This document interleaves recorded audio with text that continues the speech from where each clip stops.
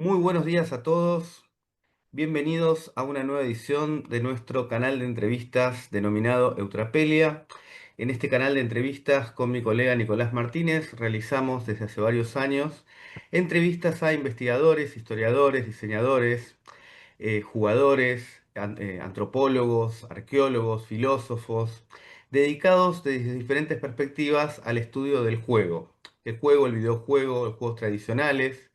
Eh, Nicolás Martínez, buenas tardes. Bueno, buenas tardes. Hoy tenemos el gusto de hacer una entrevista a Christian Duverger, que es un reconocido historiador, antropólogo y arqueólogo francés, profesor e investigador de la Escuela de Estudios Superiores de Ciencias Sociales de París. Es autor de numerosas obras, entre ellas destaca Crónica de la Eternidad del 2012, donde plantea una tesis interesante sobre la autoría de Hernán Cortés de la historia verdadera de la conquista de la Nueva España. Su trabajo combina un enfoque multidisciplinario con una narrativa accesible, lo que lo ha convertido en una figura influyente tanto en el ámbito académico como en el debate público sobre la historia de Hispanoamérica. Conjugando su formación, se empeñó en estudiar a la vez la Mesoamérica prehispánica y el periodo de contacto en el México del siglo XVI. Sus principales logros resultan del estudio de la escritura prehispánica, las crónicas españolas y la figura de Hernán Cortés, como escritor del cual es autor de una biografía innovadora que replantea la figura del conquistador español. Sin embargo, hoy nos convoca al encuentro con él en Eutrapelia es para hablar de una obra que escribió hace bastante, allá por los años 1970, si mal no estamos informados, en francés, de la cual no tenemos lamentablemente una traducción al español, por lo menos por ahora. Así que vamos a hablar de esta obra especialmente. Hoy esta obra se llama El espíritu lúdico de los aztecas, así que bienvenido a Eutrapelia, Cristian. Muchas Bienvenido, gracias por la Cristian. invitación. Bueno, Gracias. gracias a vos por compartir hoy tu tiempo con nosotros. Bueno, esta entrevista iba a ser en vivo, por problemas técnicos no lo pudimos hacer, así que vamos a hacer las preguntas y hoy no vamos a tomar preguntas del público. Bueno, la primera pregunta tenía que ver con, en tu libro El espíritu lúdico de los aztecas, inicia este libro con una reflexión en discusión con la obra de Johann Huizinga y Roger Caillois sobre la posibilidad de definir al juego y cómo lo que habitualmente entendemos como juego en Occidente, ¿no? Y que esto puede ser una barrera para comprender el espíritu lúdico de los aztecas. Entonces, la primera pregunta tenía que ver con esto. ¿Cuáles son esos límites conceptuales a la hora de abordar la cuestión del juego azteca?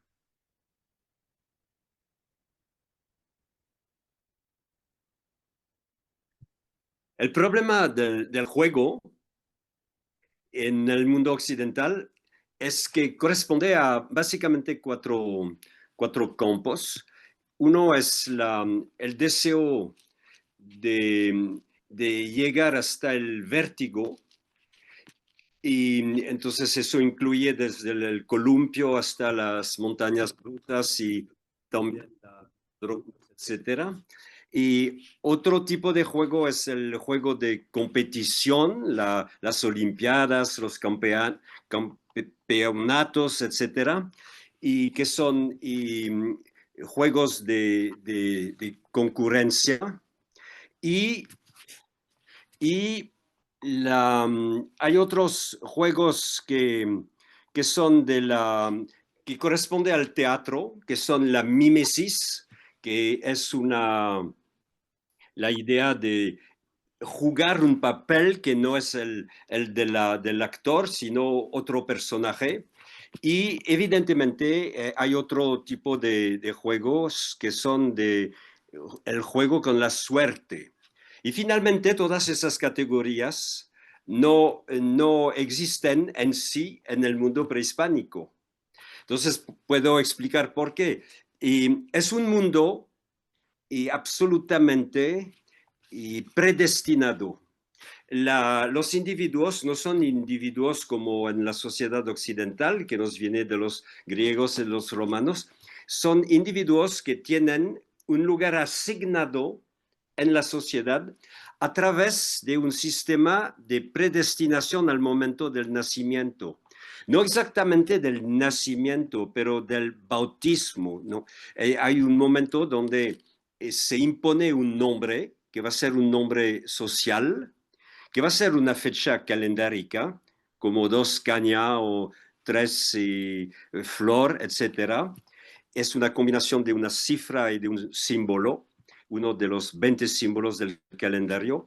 Y a partir de este momento, la persona recibe su ubicación social, lo que significa que no se puede modificar este dato básico.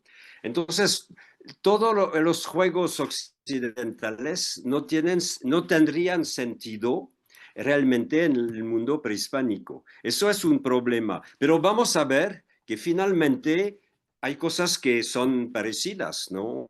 Que finalmente hay un deseo de jugar con la suerte, un deseo de acceder al vértigo, etc. Entonces, en realidad hay unos elementos parecidos. Bien.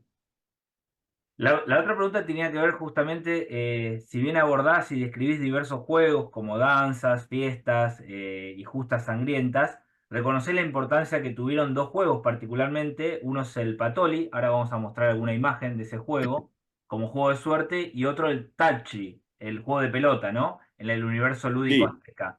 Quizás sería interesante para el público general, y tal como también lo haces bien en el libro, describir un poco técnicamente a estos dos juegos.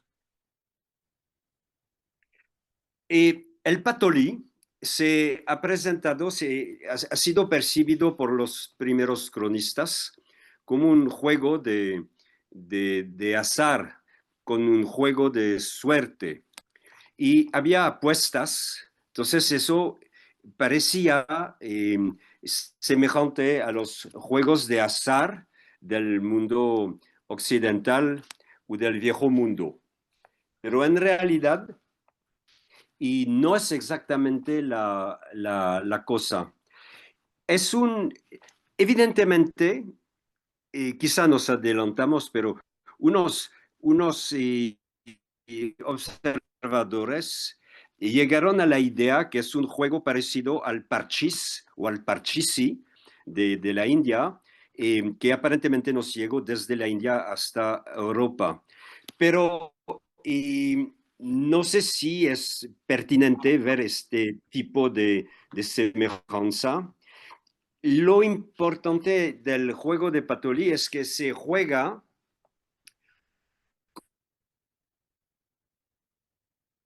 frente y porotos, ¿no? Como se dice en Argentina, en el mundo andino, que son esos frijoles, no son los frijoles que se comen, que en náhuatl se llaman etl. Esos frijoles son rojos y es la fruta de 2 o 3 especies como Sophora secundiflora o Erythrina coralloides, que son alucinógenos.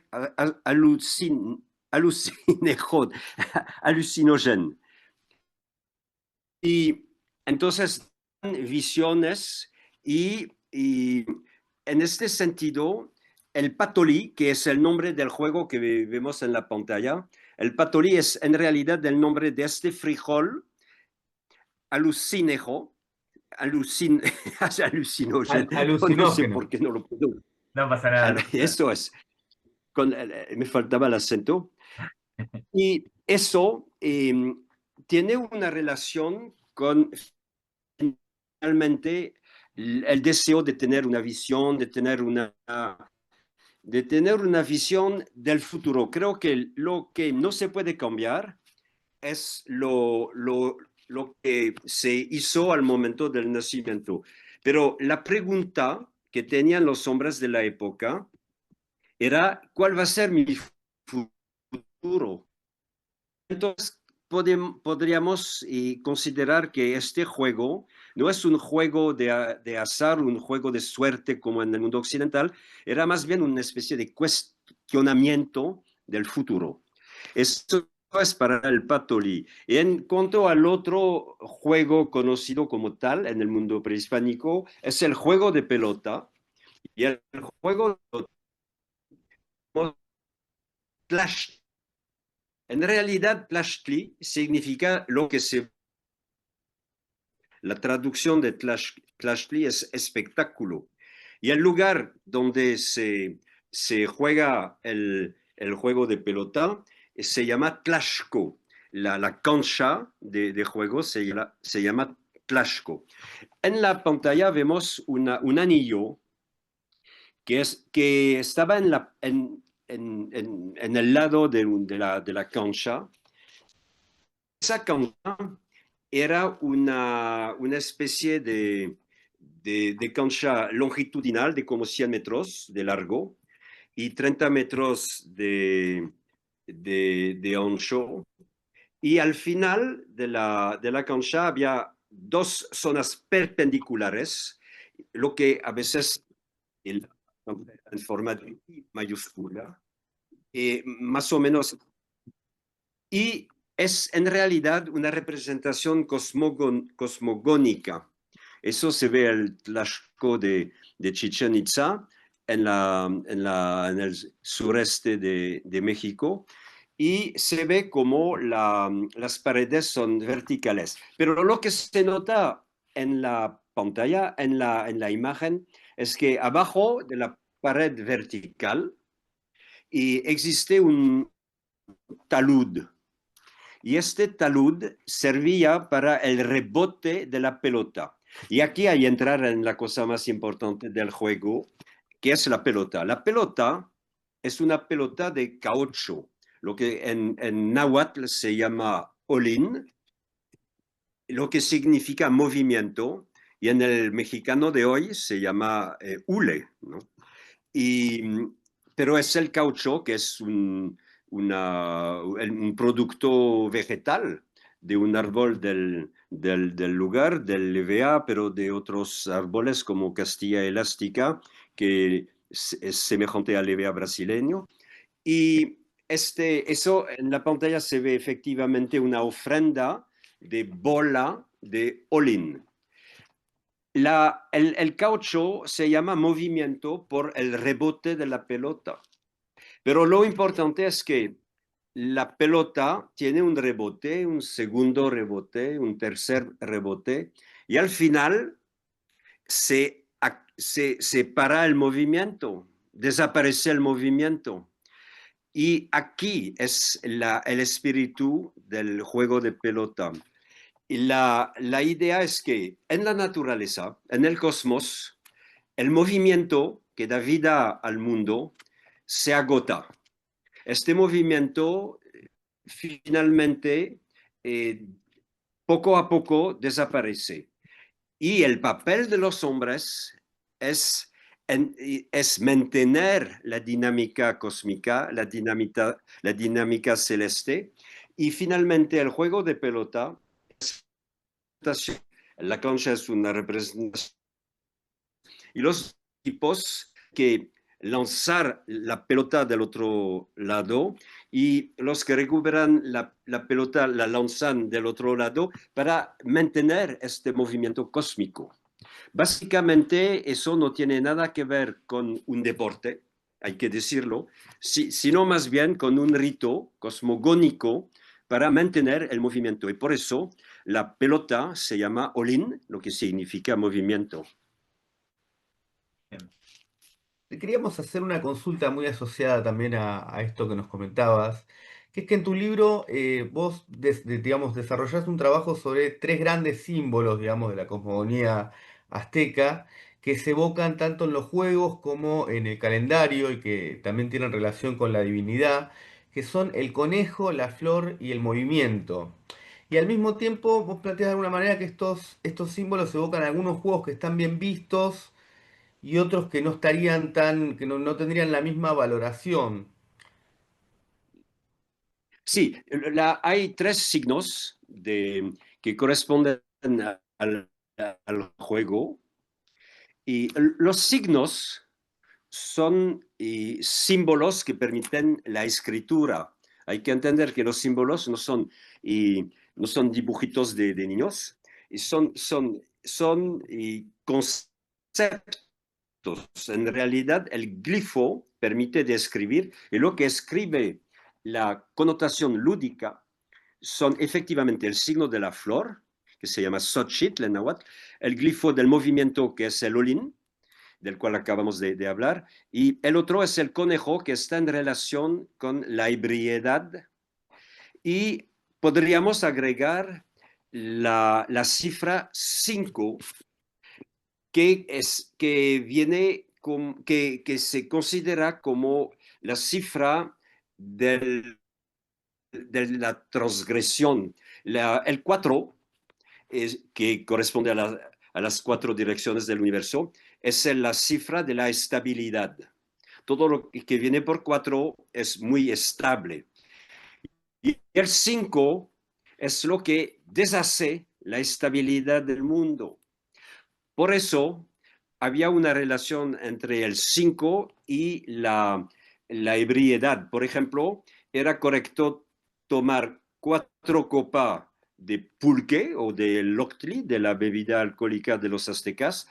4 está bien, ¿no? Pero 5 es el momento de la ebriedad. Y en el mundo prehispánico, todo lo que es gasto energético y todo lo que es ruptura con el orden cósmico está prohibido. Eso se considera como juego, y si se hace de manera intencional, es un gasto inaceptable, porque el verdadero fondo de la explicación es lo que llamamos entropía, que es una palabra física, entropía. Que sí, la entropía fue definida en el siglo XIX, pero los aztecas conocían el concepto. Es la idea que en un sistema se transforma la energía, se conserva la energía, pero un grano de energía puede pasar a otro elemento del sistema, pero hay básicamente una conservación de la energía. Pero en todo sistema energético hay una desperdición que se llama entropía, que es la energía que se transforma en calor.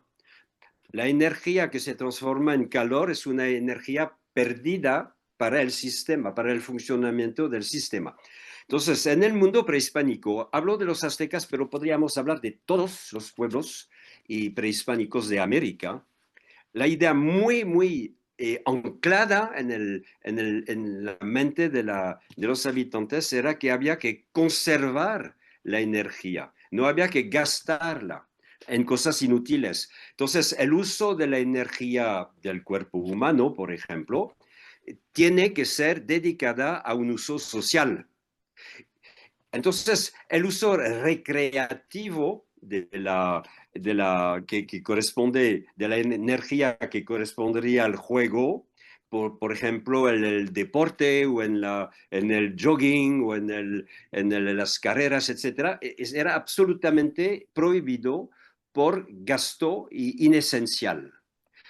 Y eso nos explica y por qué hay un cuidado de todos los gestos. La codificación moral de los gestos sociales era de limitar el esfuerzo a lo estricto necesario.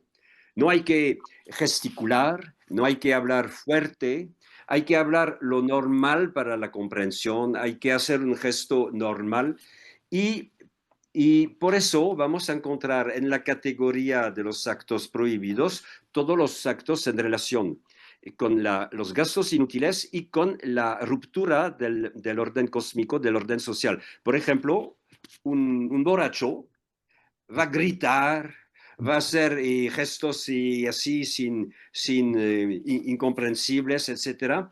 Y eso era prohibido y era muy mal visto y gastar su energía en cosas inútiles. Muchas gracias. Bien, ahora Pero sí, sí, podríamos ver como la flor, para finalizar mi respuesta, y el movimiento acabo de explicar bien, ¿no? Creo. Y por qué está en relación con el juego. Porque el movimiento finalmente termina por acabarse y la desaparición de la energía es un drama humano. Y la flor es interesante porque la flor está en realidad asociada con el sacrificio humano. Por ejemplo, el sacrificio humano, la otra manera de explicar lo que era el sacrificio humano, la otra manera de expresarlo en náhuatl, por ejemplo, es la muerte florida. Entonces, la flor está en relación con el juego asociado con el sacrificio humano. Eso es una dimensión específica que podemos comentar.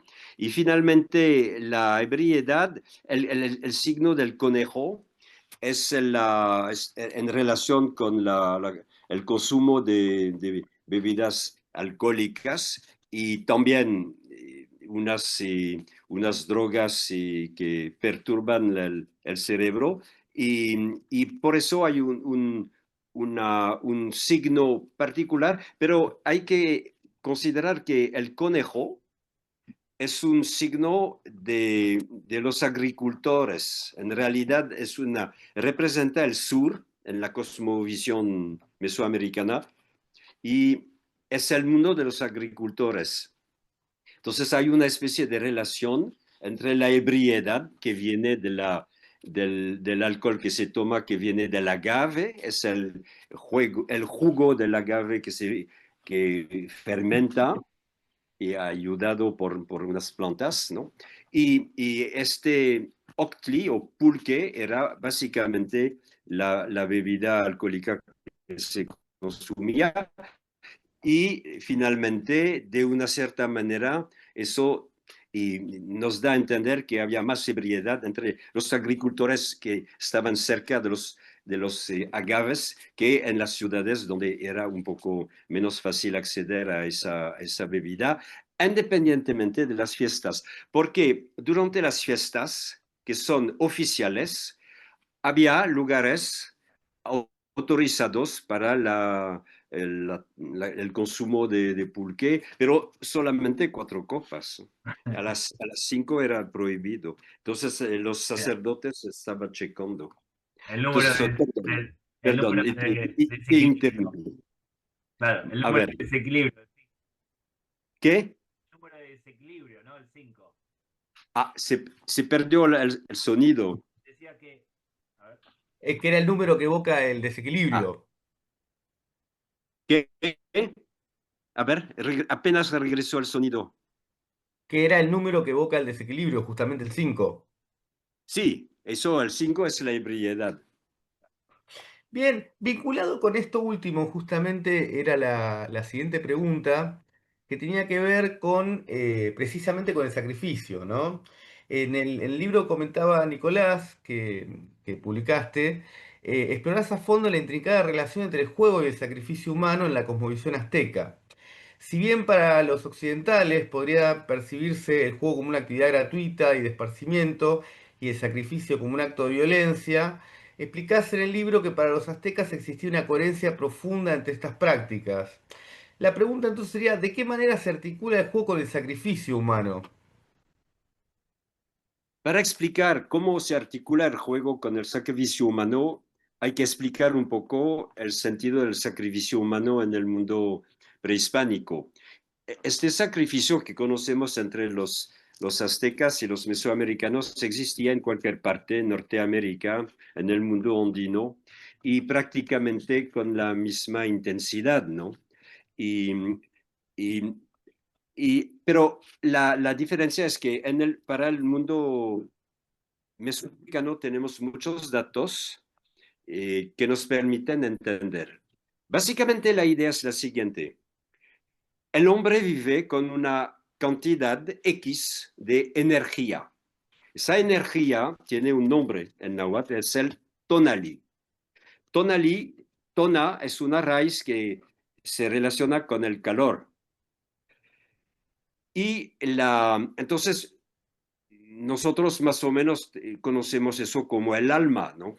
Es una creencia en muchas culturas que además del cuerpo, que es una mecánica, hay algo que a veces se llama el espíritu, a veces el soplo, a veces el alma, pero más o menos el alma y el espíritu es la misma cosa, es algo un poco más inmaterial que yo llamo energía.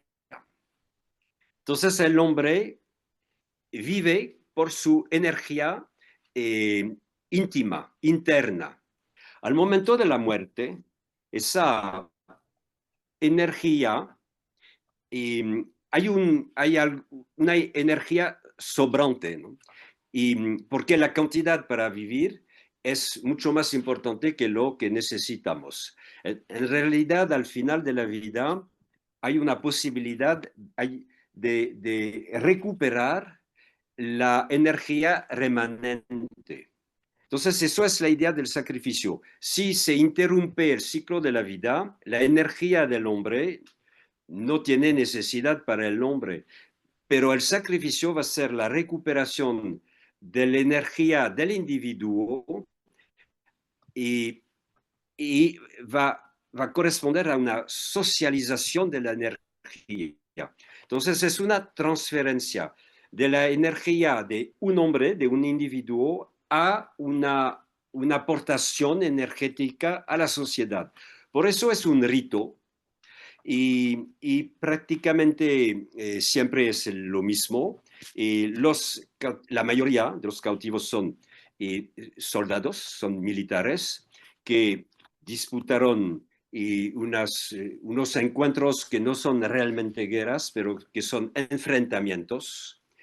Y para capturar un cautivo había que agarrarlo por el cabello, porque cada lado tenía un mechón aquí atado con una cuerdita y con el mechón de cabello aquí. Y la idea era agarrar el otro por los cabellos. Y una vez agarrado, estaba cautivo. No había lucha de tipo lucha greco-latina, etc. Era absolutamente terminado. Y entonces era por el momento, sin sangre, nada. Pero el cautivo estaba llevado a la ciudad eh, y entregado a los sacerdotes. Y los sacerdotes administraban la muerte con una técnica ritual que correspondía a la manera de recuperar la energía del soldado captivado. Y se recuperaba, además de la energía, se recupera la sangre y finalmente el cuerpo, como es conocido, el cuerpo, una parte del cuerpo era consumido y había una especie de canibalismo ritual después del sacrificio. Entonces, eso es la idea de la recuperación energética. El problema viene que para matar a una persona viva, matarla así atada es complicado, pero atarla, y para evitar la rebelión del cautivo, había un sistema de juego que agotaba una gran parte de la energía del individuo que iba a ser sacrificado. Entonces había danzas, había y a veces prácticas eróticas. Por ejemplo, había un cautivo que representaba un dios, el dios Tezcatlipoca, y que durante un mes vivía con 4 mujeres y salía de este mes de copulación absolutamente agotado. Eso era lo más bonito de los juegos presacrificiales, porque muchos otros eran con torturas, que no vamos a contar aquí porque a veces son torturas espantables, ¿no? Y había esa idea que la víctima tenía que llegar al altar absolutamente agotada y eso facilitaba la ejecución del sacrificio. Y esos juegos presacrificiales eran bailes, pero no bailes hasta para disfrutar el baile, era baile hasta tumbar porque la persona ya no tenía fuerza. Entonces, había algo como con esa voluntad de acabar con la resistencia física de la víctima. Entonces, una vez así, a veces se agregaba sustancias psicotropas que alteraban la percepción de la víctima, lo que significa que la víctima al momento del sacrificio no tenía prácticamente su mente, su conciencia, estaba semi-inconsciente y se hacía normalmente con la extracción del corazón. La extracción del corazón en la pechuga, y se ofrecía el corazón al sol como comida y se ofrecía la sangre al sol como bebida. Si entendemos que el sol es la representación de la energía cósmica, eso significa que los hombres tenían que alimentar al sol con alimento sólido y alimento líquido, que era la sangre. Significa que si no hacen eso los hombres, el sol se va a quedar sin nada que comer, sin nada que beber, y finalmente el sol puede parar. Y para asegurar la sociedad de la continuidad del sistema, de la dinámica celestial y cósmica, había que hacer sacrificios humanos.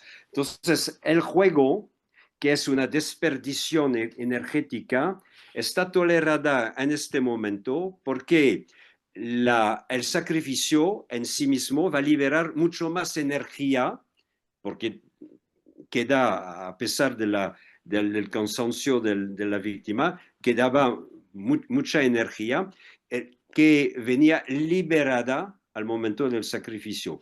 Entonces, por eso el juego tenía su ubicación antes del sacrificio.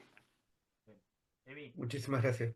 Cortemos ahora y nos volvemos a conectar porque quedan 2 minutos de conexión. Si podemos cortar ahora y volvernos a conectar.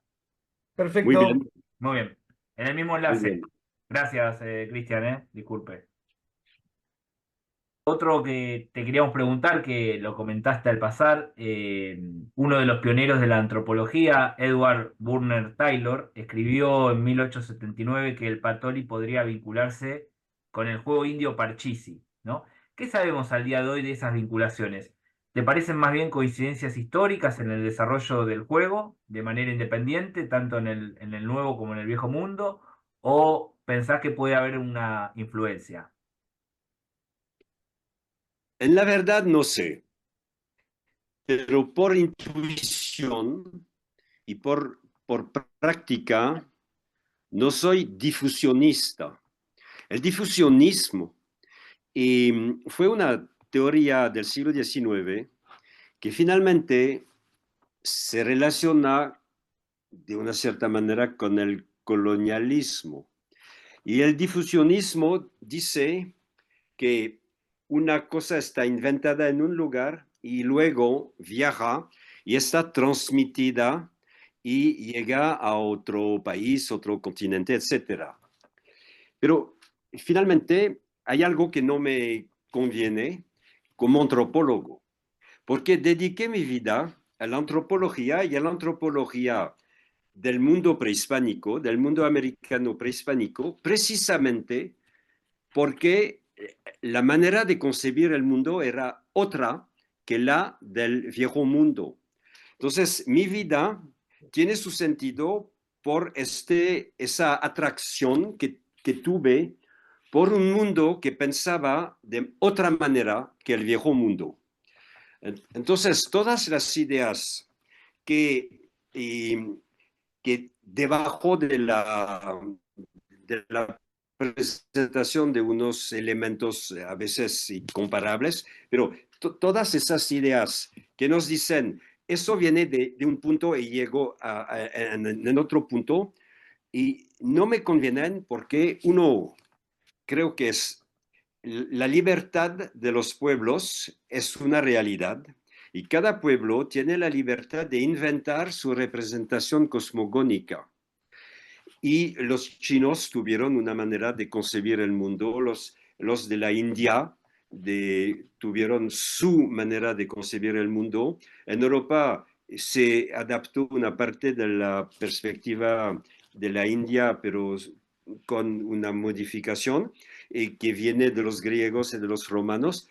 Entonces el mundo occidental europeo de hoy tiene también su manera de concebir el mundo. Se hace con un dios, con varios dioses, se hace con un papel atribuido al hombre que puede cambiar según las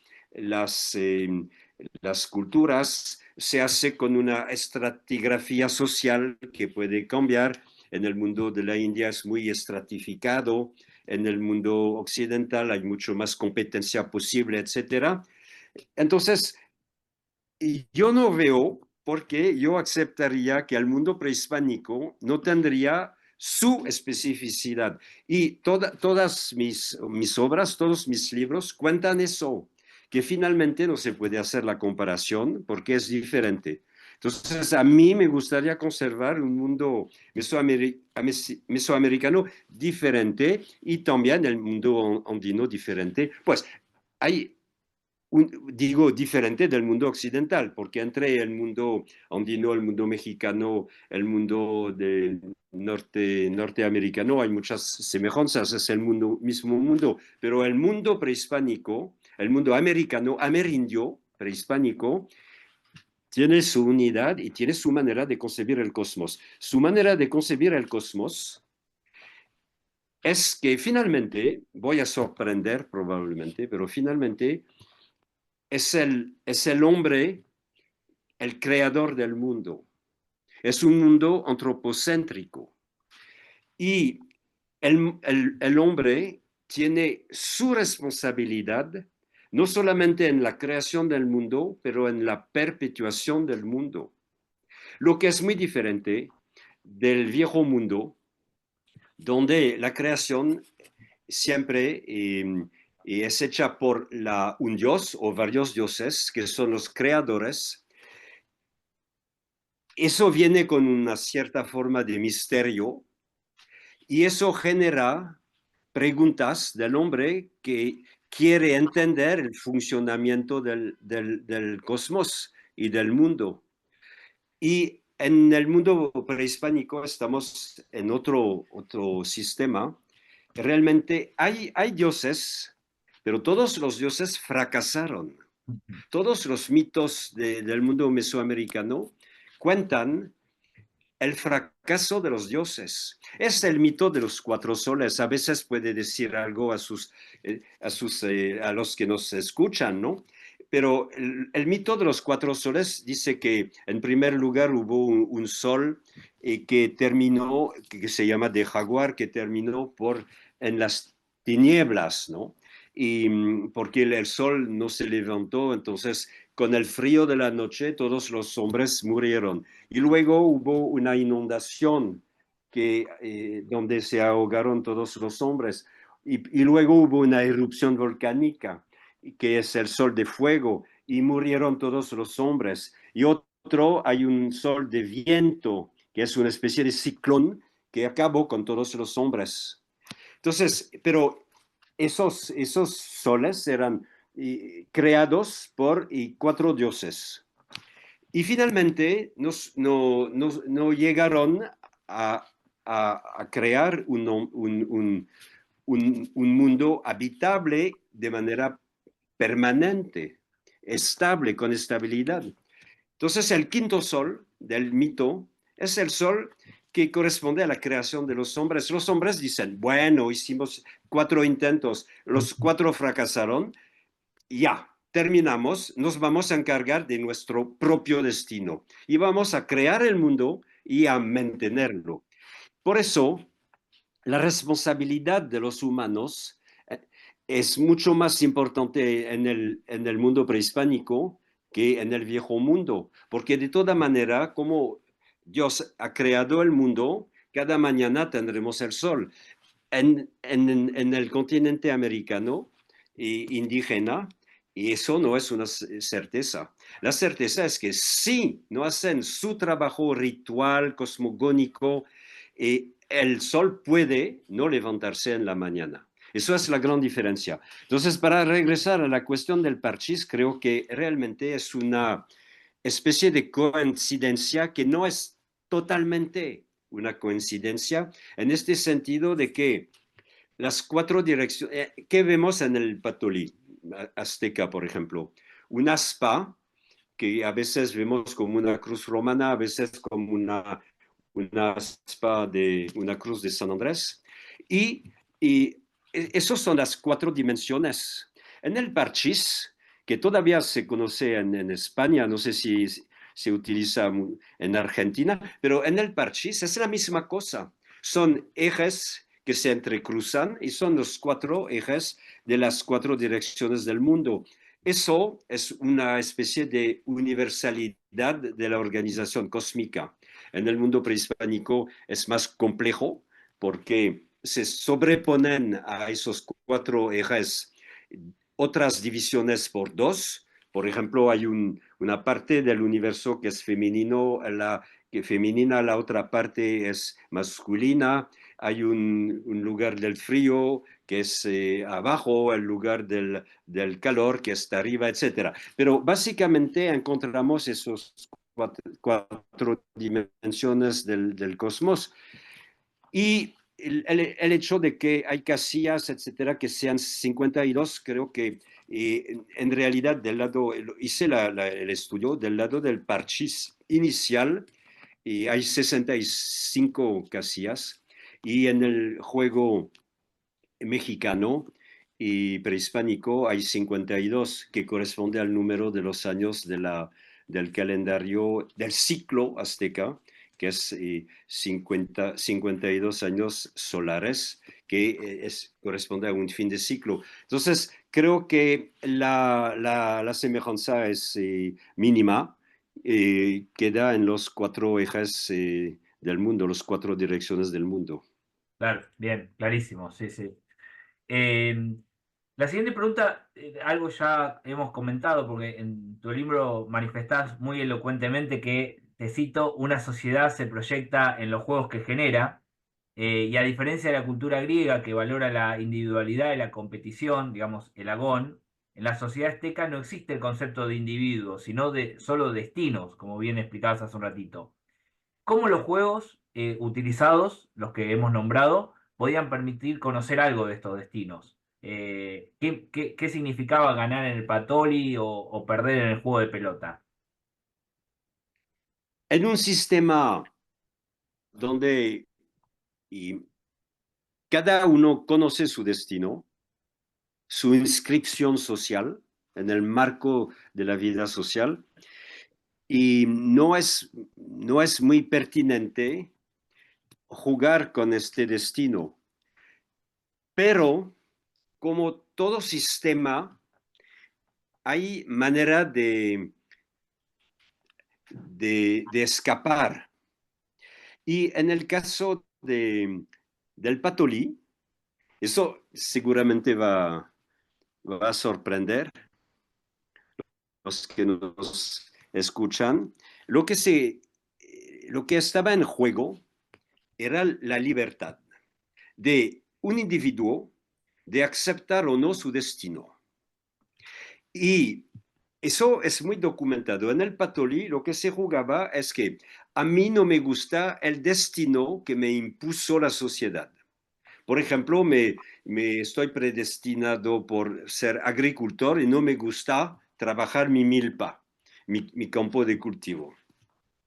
Entonces existía una técnica que era la esclavitud. La esclavitud es algo que los individuos podían escoger. La esclavitud consiste en romper con su destino y esposar finalmente y adaptar el destino de un dueño. Entonces el esclavo acepta entrar al servicio de un dueño y va a ser otro, como una clonación del dueño. Entonces va a vivir a partir del destino de su dueño. Y lo que se jugaba en el patolí era eso, era la libertad. Y el que perdía podía acceder a la esclavitud, lo que significa acceder a suprimir su propio destino. Era una especie de aventura eso no se sabía cómo podría terminar, porque adoptar el destino de un dueño exterior significa cambiar de vida, es cierto, pero no se sabe qué va a pasar. Pero eso existía. Entonces es algo sorprendente, pero es lo que se jugaba en el patolí. A ver, no sé si así. A ver, en el Plashko no existía, era realmente una especie de espectáculo totalmente ritual. Y la única cosa que podríamos decir a propósito es que como es un espectáculo, eso necesita unos ensayos, unos entrenamientos, unas pruebas, etc. Y, entonces, probablemente había momentos donde que era la repetición, la preparación, el ensayo, finalmente como si fuera un ensayo de música, de la partida oficial. Entonces, en este sentido, los observadores han podido considerar que había un uso recreativo del tlachtli, pero no lo creo tanto. Era la preparación del rito, nada más. Entonces, finalmente hay pocas aperturas para el juego. Hay aperturas, evidentemente, ninguna sociedad puede impedir un borracho de emborracharse, ¿no? Y si existe una bebida alcohólica, si existe drogas, evidentemente es para poder utilizarlas, pero era muy controlado, pero a pesar de los controles, siempre hay posibilidad de pasar, de contornar los obstáculos del control. Entonces, de una cierta manera, había lo que podríamos llamar un juego, pero no era bien visto. Era prohibido y se sabía que eso existía, pero era mal visto, pero existía, sí. Bien, cambiando un poquito el eje de la pregunta anterior, vos sostenés en tu libro que en la época azteca, en la época de los aztecas, algunos juegos se secularizaron e incluso sirvieron de pretexto para apuestas, que Montezuma II consideraba, por ejemplo, al juego de pelota como un pasatiempo y una distracción. ¿Cuáles son las causas de que se diera este fenómeno más o menos alrededor del siglo XVI? Eso, aparentemente eso es cierto, en unas partidas de Patoli había apuestas y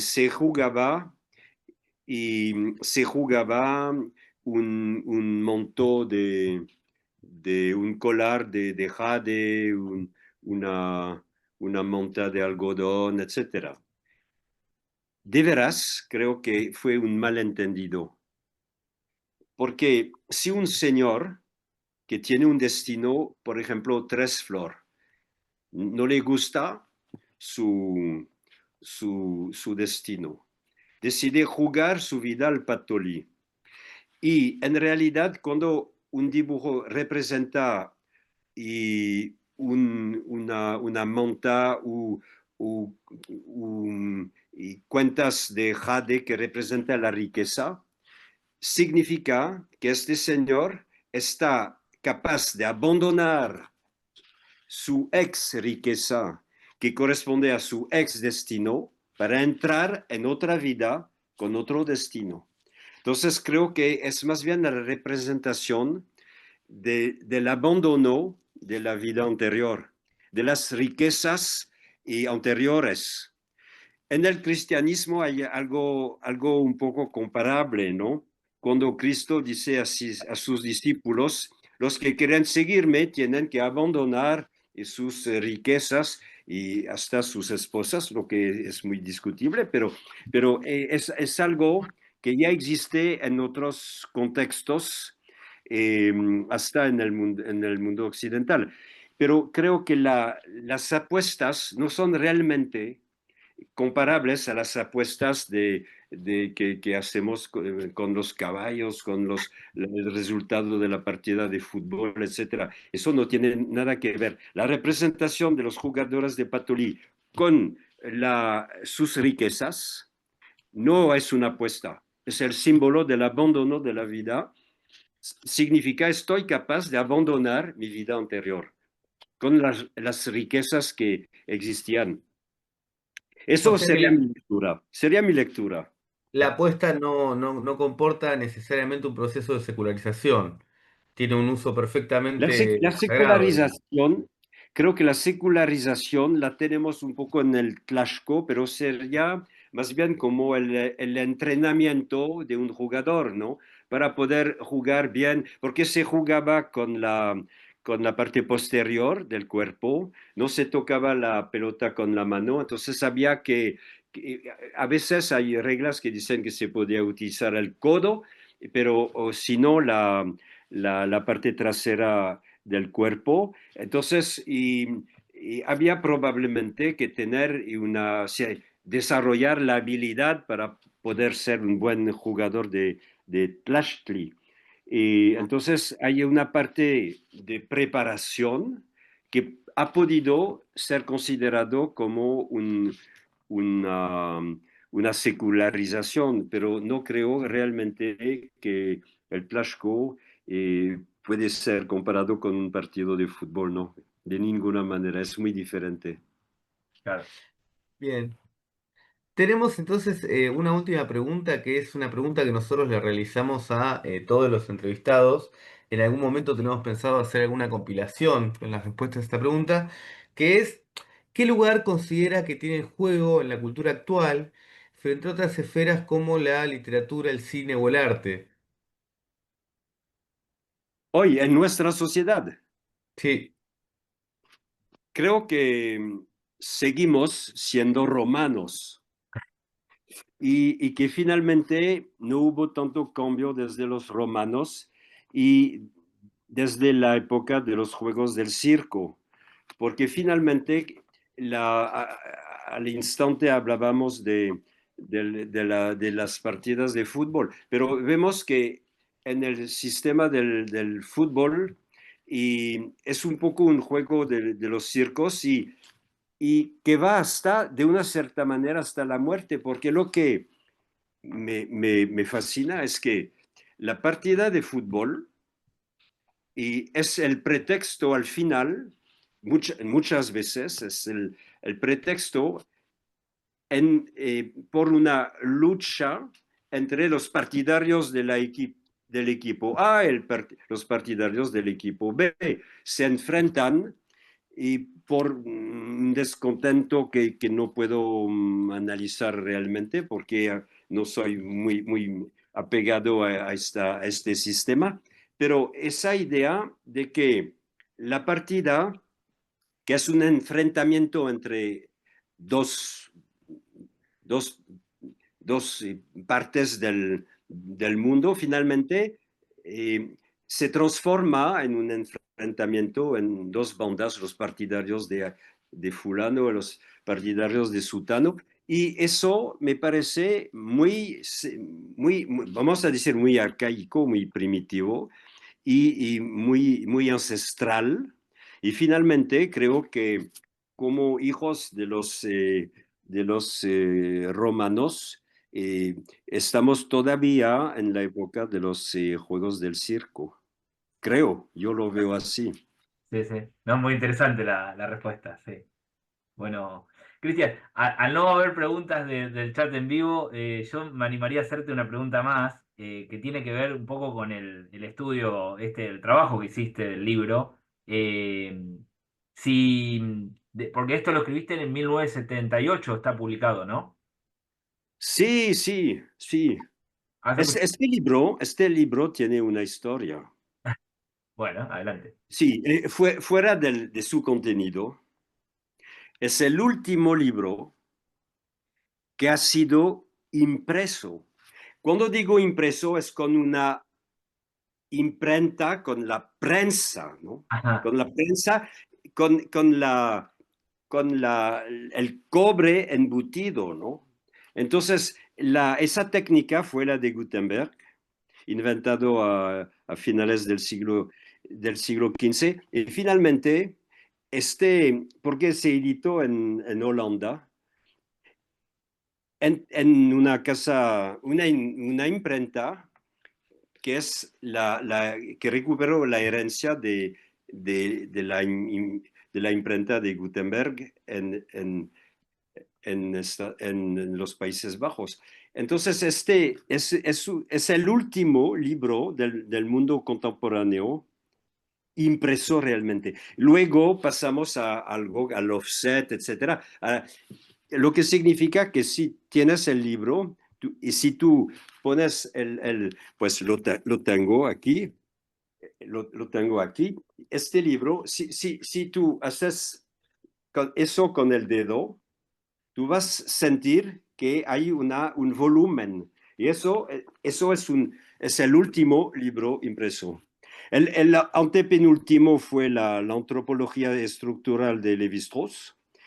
Y luego se hizo este libro y luego se cambió el sistema de impresión. claro. Pero regresamos a la pregunta. La fecha sí es 78, pero lo escribí entre 70 y 73. ¿Y cuál era la pregunta? No, Perdón, la pregunta era si. salí en la historia del libro, que es la historia del objeto, porque el libro es mucho más que su contenido.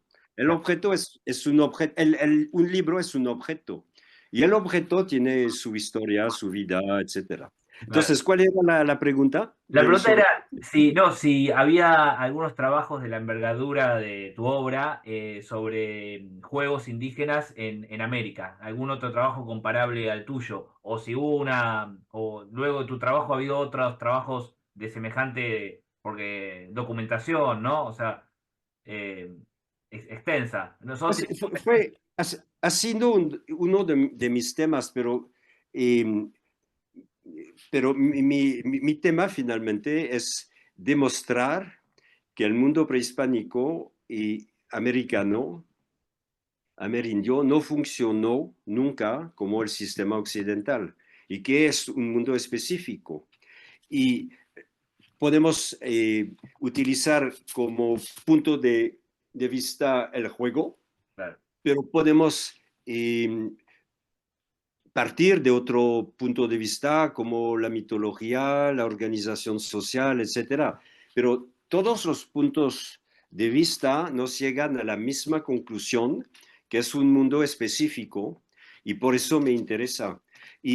Pero es también un mundo común, es un poco más complejo, Mesoamérica, el mundo mesoamericano es un poco más complejo que el mundo norteamericano, por ejemplo, prehispánico, indígena. Es muy comparable al funcionamiento del mundo andino, pero